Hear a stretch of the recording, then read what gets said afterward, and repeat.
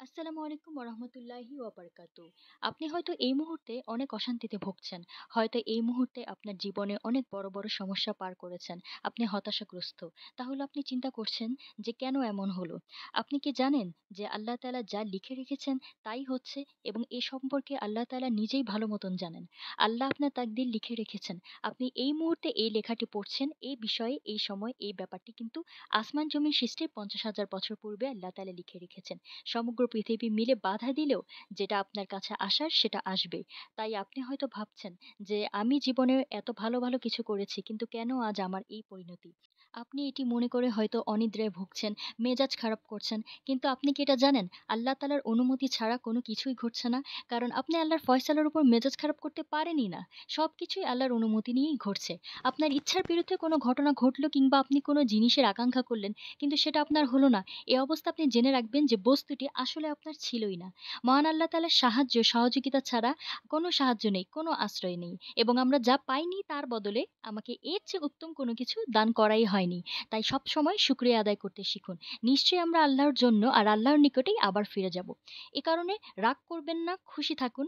আপনি যখন মায়ের গর্ভে অবস্থান করছিলেন তখন ৪ টি বিষয় লিখিত হয়ে গেছে। আপনি জীবনে সুখী নাকি দুঃখী, জান্নাতি নাকি জাহান্নামী, জীবনে কি, কি করবেন এবং রিজক কোথা থেকে আসবে। তাছাড়া লাইলাতুল কদরের রাতে ফেরেশতাদের মাধ্যমে আরো কিছু বিষয় লিপিবদ্ধ হয়। কারা জন্মগ্রহণ করবে, কারা মৃত্যুবরণ করবে, কোথায়, কোথায় বিপদ আসবে, কোথায়, কোথায় রিস্ক বন্টন করা হবে।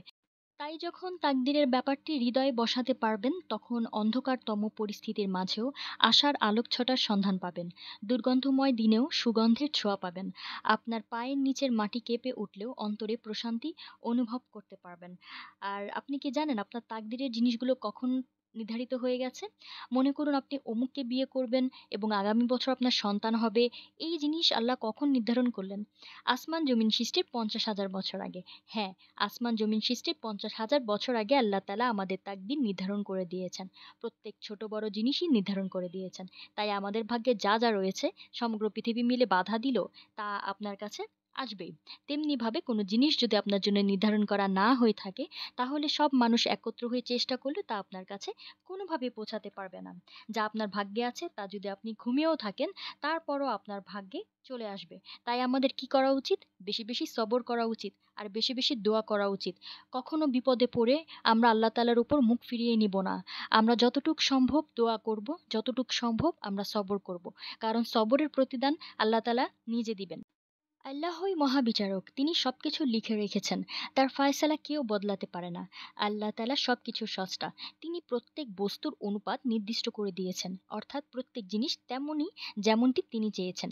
তাকদীরের একটি স্তম্ভ হচ্ছে আল্লাহর অনুমতি ব্যতি রেখে জগতের কোনো কিছুই ঘটে না। তাহলে আমরা কি আল্লাহ তাআলার থেকে বেশি কিছু জানি? আল্লাহ তাআলা আমাদের জন্য যেটা ভালো মনে করেছেন সেটা আমাদের ভাগ্যে লিখেই রেখেছেন। তাহলে আমরা কেন তাড়াহুড়া করব?